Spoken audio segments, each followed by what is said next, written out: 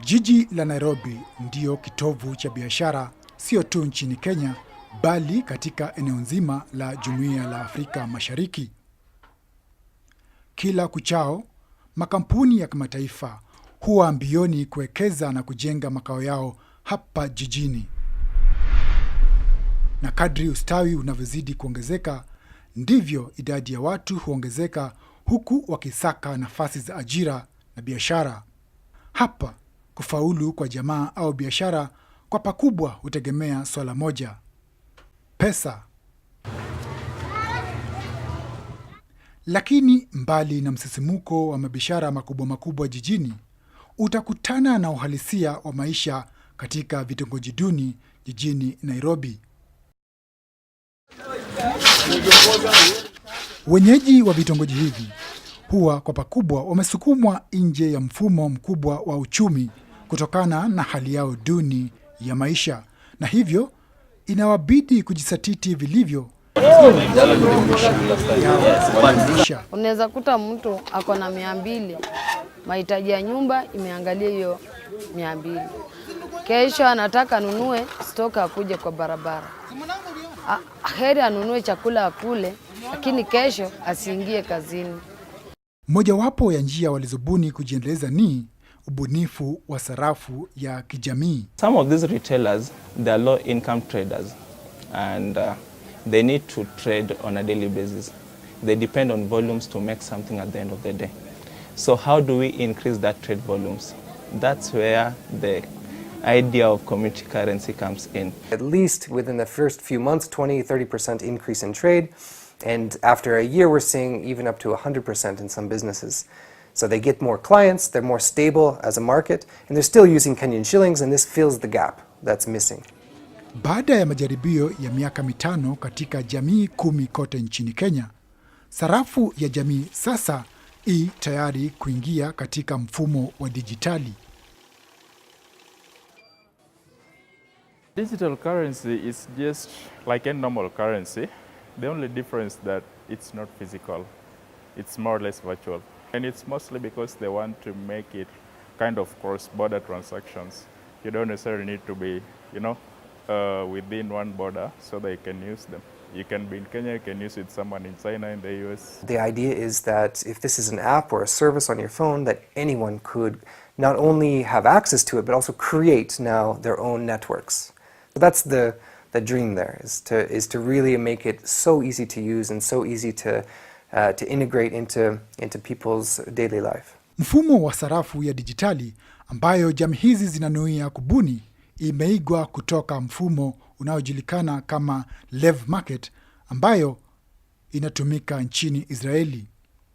Katika mfumo huu, watu huja pamoja na kubuni jamii yao ya kibiashara na kuunda sarafu ya uchuzi katika jamii hiyo. In Israel, for example, we have 20,000 mothers that are exchanging hearts on our digital platform. Every mother can say everything she needs, and the whole community is helping. Every person can say what he has to give. And the result is that mothers save 25% of all their expenses that they don't need to pay now with shekels, they pay it with hearts. And they also can afford things they couldn't afford before. I can easily buy products and services within this community, even though I'm not a member of the community.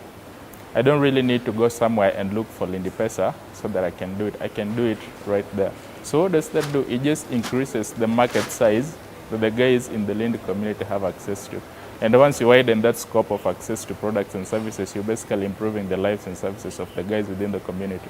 In terms of security, it's a bonus actually, to especially the women who are mostly involved in the communities, because they're able to move around with value, with money, but not necessarily in physical form. And if someone's going to steal, they want to steal the physical money. The platform itself is very technologically strong. For you to hack through it, you really need to be extremely technologically smart. Kama vile sarafu ya jamii imesaidia, sarafu digitali itasaidia hata zaidi, kwani itapanua matumizi hadi kwenye mitandao kama vile credit cards na pesa za mtandaoni. To print a currency is not trivial, right? You need to have special paper. It needs to have security features. It's expensive to print. And so, and we're having to print right now. We actually, we get the paper from the Netherlands. It's printed in Germany. It's shipped down here. The challenge of printing these vouchers for every single community now in Kenya becomes a burden. And so in some ways we're looking at kind of two levels where we have the ability to invest and integrate between networks with a cryptocurrency, but within the community we have a sub cryptocurrency, right? It's their cryptocurrency, and that becomes much, much faster for them. And the benefit of it is that we can create these systems with cryptocurrency such that they're secure and totally transparent. The good thing with digitizing them is that you more or less putting them on a blockchain. And when you put them on a blockchain, it just means that they're going to be permanent data stored there. It's very difficult to manipulate that data. So the normal paper currencies that we use, it's very easy. We can print more and cause inflation and stuff.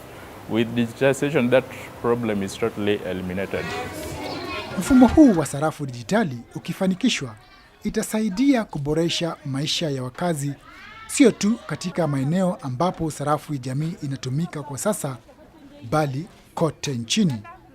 Mbali na hayo, itakuwa msingi mwafaka kwa ufumbuzi zaidi.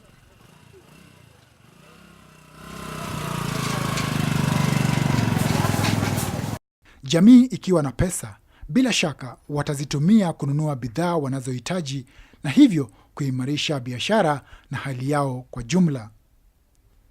Iwapo ni kupitia sarafu ya jamii au sarafu dijitali, jamii hizi ziima kujisatiti kuboresha maisha yao na kujiondoa katika lindi la umaskini.